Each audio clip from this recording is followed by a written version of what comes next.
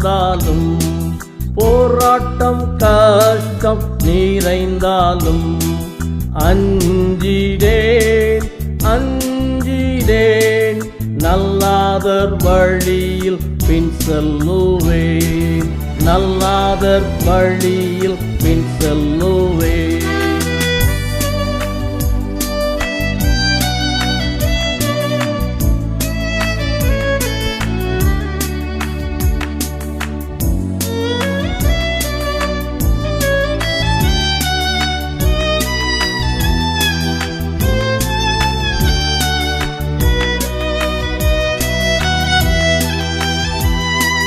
நிந்தைகள் குறைகள் மிகுந்தாலும் நண்பர்கள் பகையாய் மாறினாலும் கலங்கிடேன் கலங்கிடேன், நல்லாதர் வழியில் பின் செல்லுவேன், நல்லாதர் வழியில் பின் செல்லுவேன்.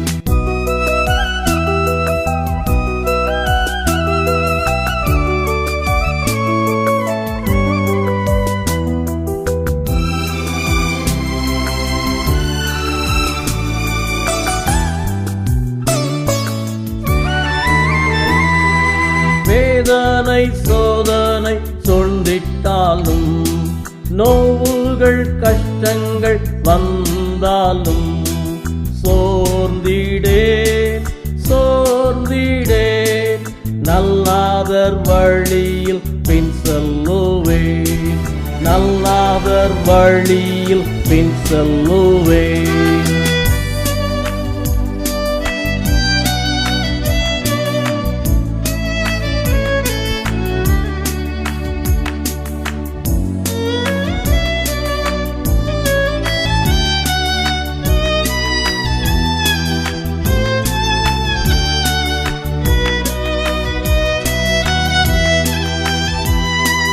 துன்பங்கள் துயரங்கள் தோன்றினாலும் செல்வங்கள் சீரப்பு இழந்தாலும் ஆழிந்திடேன் ஆழிந்திடேன், நல்லாதர் வழியில் பின் செல்லுவேன், நல்லாதர் வழியில் பின் செல்லுவேன்.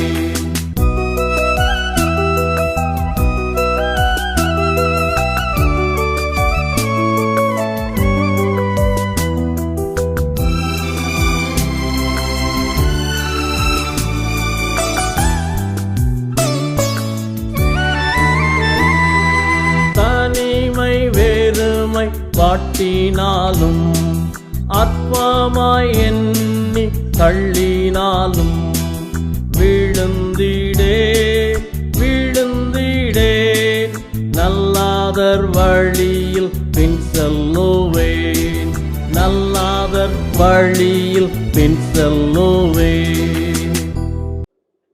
கர்த்தராகிய இயேசு கிறிஸ்துவின் இனிய நாமத்தினாலே உங்களை அழைக்கிறோம்.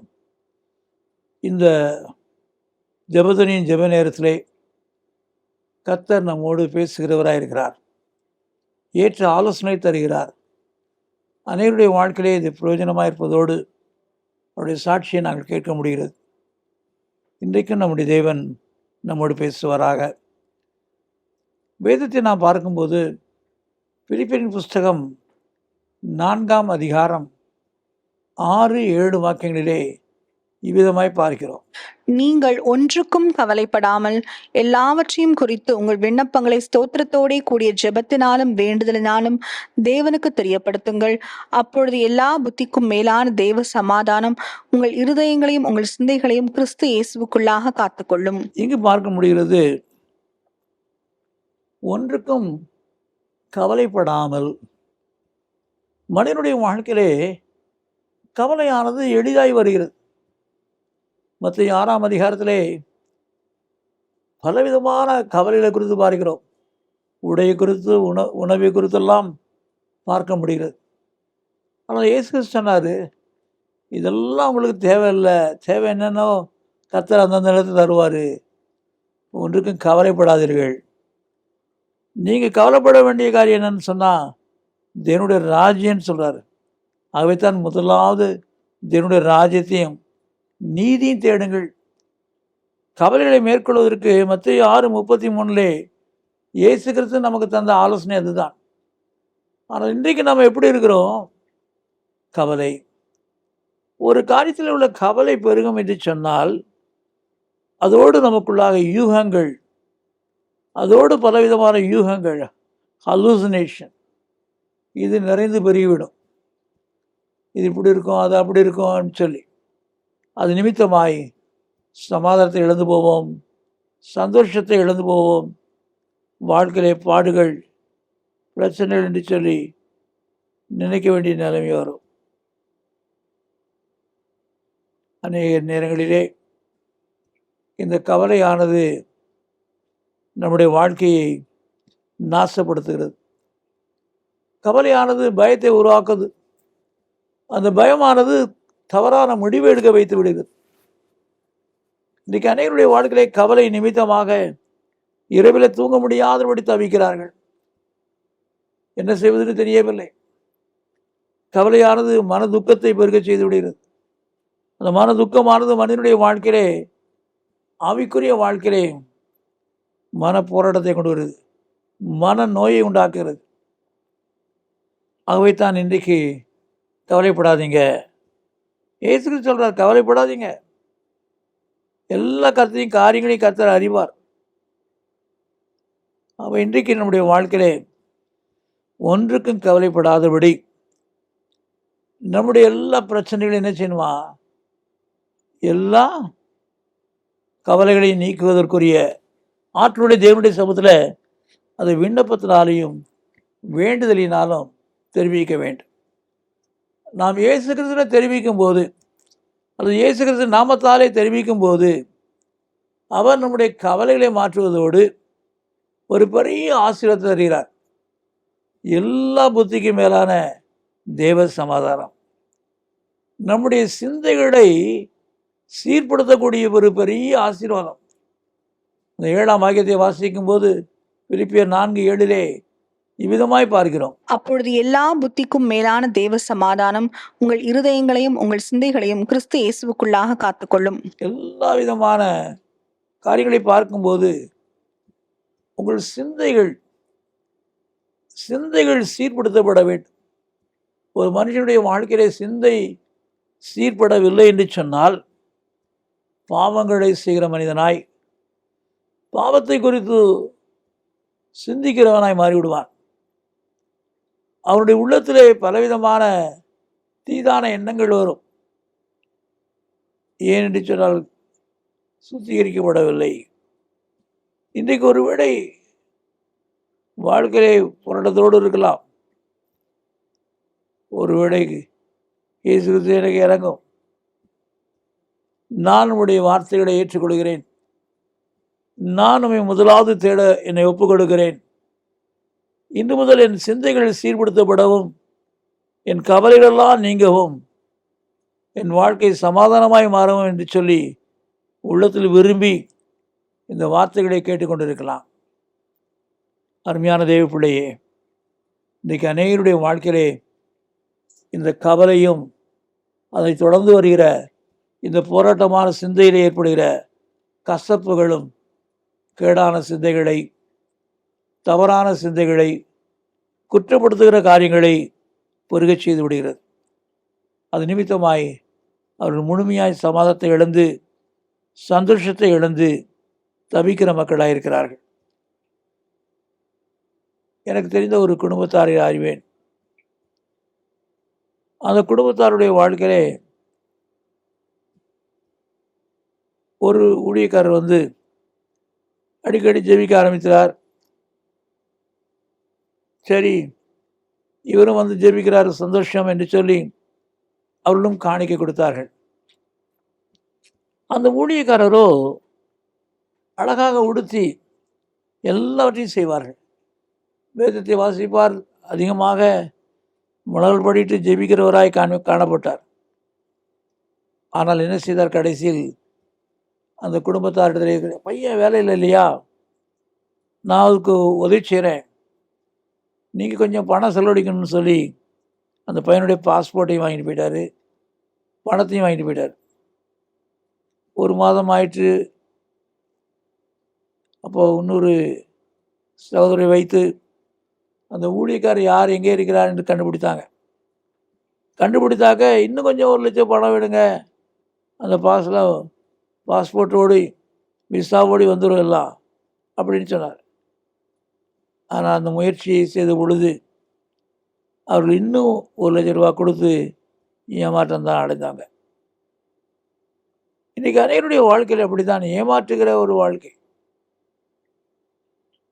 ஆனால் குடும்பத்தார் கவலையோடு இருந்த நேரத்தில் சந்தித்தேன். ஆறுதலான காரியம் சொன்னேன். நீங்கள் முதலாவது கர்த்தரை தேடுங்க. நீங்கள் ஒன்றுக்கும் கவலைப்படாதபடி கர்த்தரை தேடுங்க. உங்கள் பாஸ்போர்ட்டும் கிடைச்சிடும், உங்கள் வாழ்க்கையில் உங்கள் பையனுக்கும் சரியாக செட்டில் ஆகிடும். அந்த குடும்பத்தாருக்கு மிகுந்த சமாதானமும் சந்தோஷம் அடைந்தார்கள். இன்றைக்கு அந்த தாயாரும் அந்த குடும்பத்தாரும் சேர்ந்து ஜெபிக்க ஆரம்பித்தார்களோ, அந்த ஊழியக்காரர் அந்த பாஸ்போர்ட்டை கொடுத்து விட்டார். அதனால் அவர்களுக்கு ரொம்ப மகிழ்ச்சி. இன்னொரு பாஸ்போர்ட் எடுக்கிறதுனா பெரிய பிரச்சனையாக இருக்குமேன்னு சொல்லி பயந்தாங்க. அவருடைய வாழ்க்கையிலே அந்த குடும்பத்தார் மிகவும் சமாதானத்தோடு சந்தோஷத்தோடு கர்த்தரை தேட ஆரம்பித்தார். அதனுடைய விளைவு என்னவென்று சொன்னால், அந்த மகனுக்கு கர்த்தரே ஒரு வேறு வெளிநாட்டிலே கொடுத்தார். அந்த குடும்பத்தில் இருந்த கவலைகள் மாறியது. அவருடைய சிந்தையில் உள்ள போராட்டங்கள் மாறியது. இன்றைக்கு சிந்தையிலே வருகிற காரியங்களிலே சமாதானம் அடையவில்லை என்று சொன்னால் பல நோய்கள் வருவதற்கு அது அடையாளமாய் மாறிவிடும், அது காரணமாய் மாறிவிடும். இந்த வார்த்தைகளை கேட்கிற சகோதரனே சகோதரியே, உன் சிந்தை எப்படிப்பட்டதாக இருக்கிறது? கிறிஸ்து இயேசுவின் சிந்தையிலே நாம் வாழ வேண்டும். கிறிஸ்து இயேசுவின் சிந்தையை விட்டு இந்த உலக பிரகாரமான மக்களைப் போல நாம் சிந்திப்போமானால் பல தவறான காரியங்களை சிந்திப்போம். தவறான முறையிலே தவறான காரியங்களை செய்வதற்குரிய எண்ணங்களும் செயல்களும் பெருகிவிடும். ஆனால் இன்றைக்கு கர்த்தருக்கு பிரியமான மக்களாய் மாறி அவருடைய நாமத்தை மையப்படுகிற மக்களாய் மாறுவதற்கு அவருடைய சமூகத்திலே நம்மை தாழ்த்துவோம். இன்றைக்கு நீங்கள் அவருடைய சமூகத்திலே ஸ்தோத்திரத்தோடு கூடிய ஜெபத்தை ஏறெடுக்கிறீர்களோ, துதியோடு கூடிய ஜெபத்தை ஏறெடுக்கிறீர்களோ, அப்பொழுது தெய்வ பிரசனம் உங்கள் மத்தியிலே வரும். தெய்வ பிரசனம் கடந்து வருவதோடு மாத்திரமல்ல, உங்கள் வாழ்க்கையிலே அவர் அதிசயங்களை செய்வதை காண முடியும்.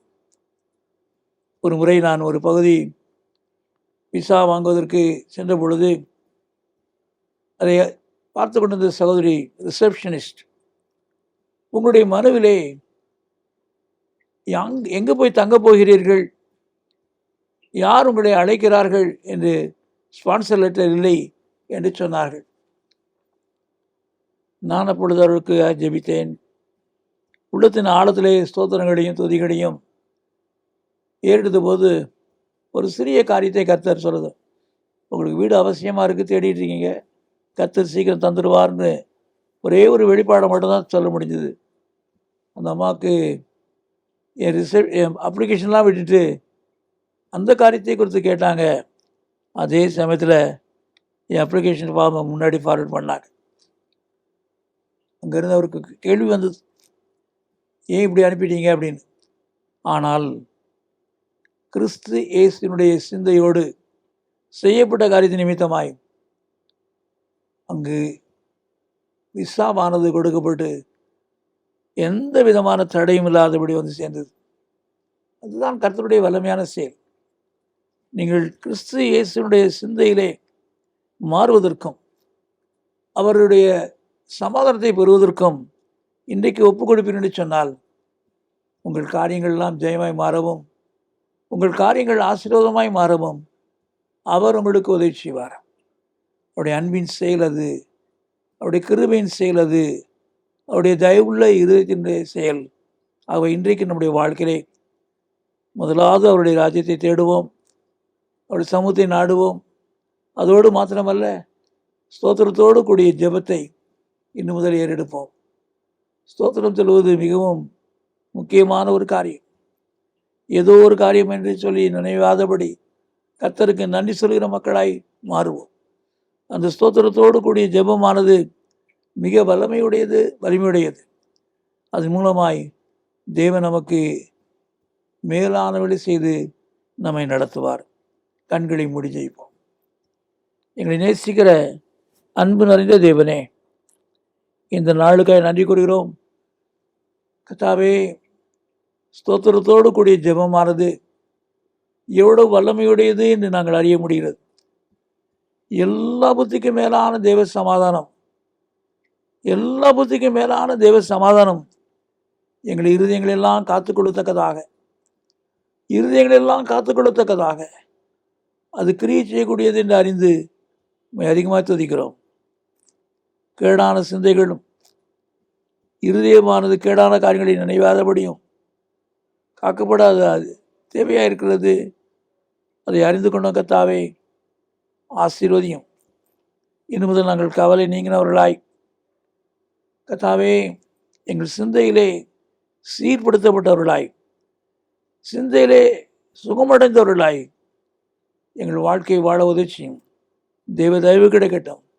இயேசு கிறிஸ்துவின் நாமத்தில் பிதாவே, ஆமென். இந்த நிகழ்ச்சியை பற்றிய உங்கள் கருத்துக்களையும் உங்கள் சாட்சிகளையும் உங்கள் ஜெப விண்ணப்பங்களையும் எங்களோடு கூட பகிர்ந்து கொள்ளுங்கள். கர்த்தருடைய நாமம் மகிமை அடைவதற்கும் எங்களை ஊக்குவிப்பதற்கும் அது ஏதுவாக இருக்கும்.